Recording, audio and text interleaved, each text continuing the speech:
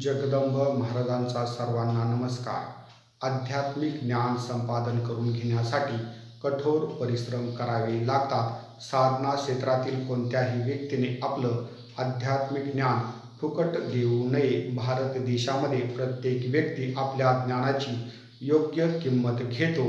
Doctor तपासणी fee घेतो, वकील सल्ला फी घेतो, एखादा अधिकारी काम करण्याच्या मोबदल्यामध्ये पगार घेतो. हे त्यांच्या ज्ञानाचे, बुद्धीचे पैसे घेतात. ज्ञान फुकट दिलं असता त्या ज्ञानाची किंमत केली जात नाहीये. ही माहिती मी एवढ्यासाठीच देत आहे की साधना क्षेत्रामध्ये भवानी मातेची साधना आराधना करणाऱ्या कित्येक माता भगिनींवर आज उपासमारीची वेळ आलेली आहे.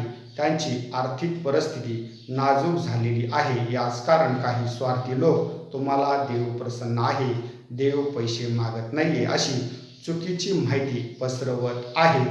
मी साधना क्षेत्रातील प्रत्येक व्यक्तीस असं सांगेल की दोन पैसे मागून घेणे याच्यात गैर काहीच नाहीये, परंतु आपल्या हातून कुणाची फसवणूक, लबाडी करून घेतलेलं कोणतंही धन देवी देवता मान्य करत नाहीयेत. एक वेळ आपलं नाव खराब झालं तरी चालेल, परंतु आपल्या आचरणामुळे आपण ज्या देवाची भक्ती करतो आहे त्या देवाचं नाव खराब होता कामा नये. मी शेवटी एवढंच सांगेल, भारत देशात काय जगात प्रत्येक व्यक्ती आपल्या ज्ञानाची योग्य किंमत घेतो. त्याच्यामुळे साधना क्षेत्रातील व्यक्तीने दोन पैसे आपल्या आध्यात्मिक ज्ञानाच्या मोबदल्यात मागून घेणे याच्यात गैर काहीच नाहीये.